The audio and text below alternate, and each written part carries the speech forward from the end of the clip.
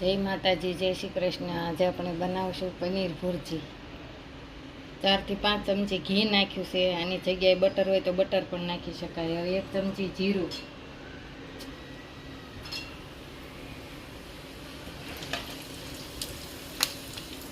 2 નાની સાઈઝના કાંદા, થોડી બ્રાઉન થાય ને ત્યાં સુધી સાતળવાની તેલમાં, બહુ નહીં સતળાવા દેવાની। 2-3 મિનિટ થઈ ગઈ છે। હવે અંદર લીલા મરચાં, 2 મરચાં છે, નાનો ટુકડો 1 આદુનો, સતળાવા દેવાનો। હવે 2 મિનિટ થઈ ગઈ છે। અંદર 2 નાની સાઈઝના ટમેટા નાખી દેવાના, 2 કાંદા 2 ટમેટા, એ સરખું લેવાનું।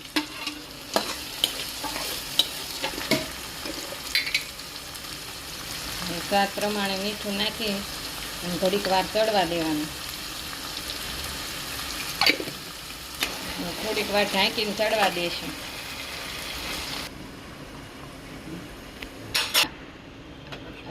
ગ્રેવી માટે આપણે 2 ચમચી ચણાનો લોટ છે એને ધીમા તાપે શેક લેવાનો છે। લોટ આપણો શેકાઈ ગયો છે। હવે એને કાઢી લેવી બાઉલમાં।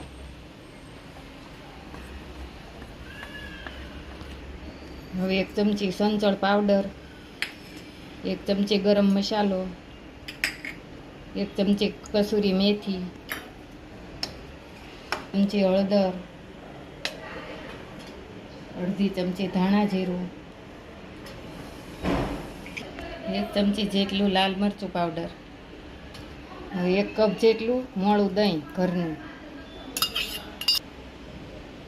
1 નાની વાટકી દૂધ, બધું મિક્સ કરી દેવાનું।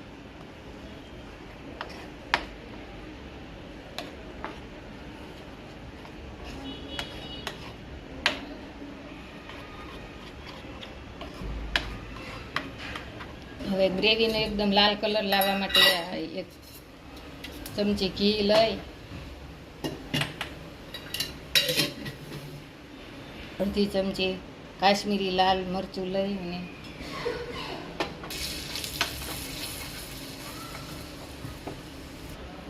ગ્રેવી નાખી દેવા।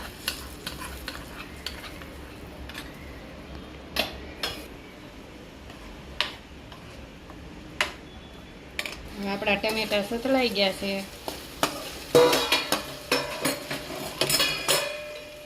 આ ગ્રેવી છે ને અંદર નાખી દેવાની।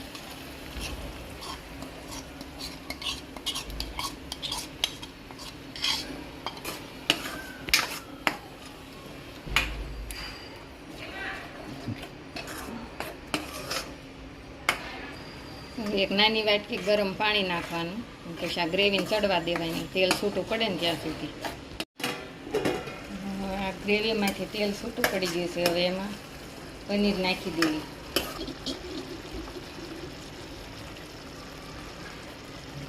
ઘરે બનાવેલું છે આ પનીર।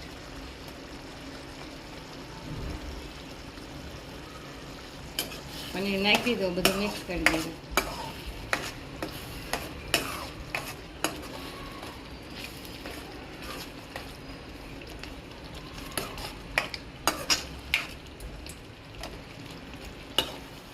ગ્રેવી પતલી કરવા થોડુંક અડધી વાટકી જેટલું પાણી ગરમ નાખી દેવાનું, 2 થી 3 મિનિટ ચડવા દેવાનું। 2-3 મિનિટ થઈ ગયા, આપણું ગ્રેવીમાં તેલ છૂટું પડી ગયું છે। હવે નાખી દેવી,